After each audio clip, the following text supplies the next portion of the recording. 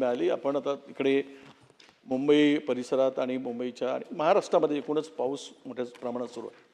विशेषतः मुंबईमध्ये कालपर्यंत अध्यक्ष महोदय 12 लोकांचा जीव गेला, 6-13 लोकांचा, यामध्ये मॅनहोल मध्ये पडून 2 लोकांचा, झाडाच्या खाली चिरडून 3 लोकांचा जीव गेला, बिल्डिंग कोलॅप्स झाली तिथे 6 लोकांचा जीव गेला।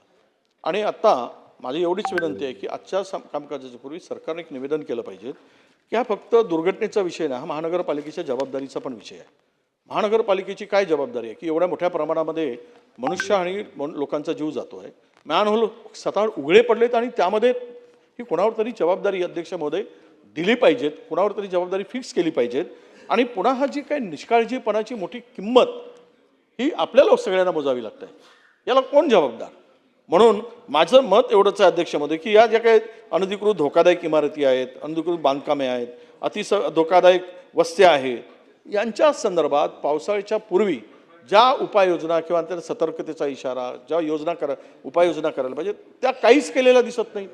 आज जी परिस्थिती झाली आपण पाहिलं अध्यक्ष महोदय, मिसिंग लिंक दरड कोसळली, करोडो रुपये आपण खर्च केलेत, पहिल्यांदाच पावसामध्ये खड्डे पडलेत, त्यानंतर त्या मिसिंग लिंकवर आता पूर्णतः पुणे मुंबई रस्ता महामार्ग बंद पडला आहे, रेल्वे बंद आणि मिसिंग लिंक बंद, जुना महामार्ग होता तो पण बंद पडला आहे।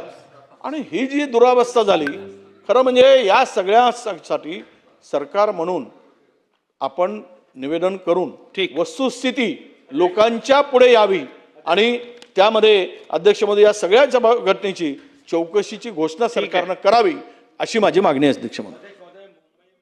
परिस्थिती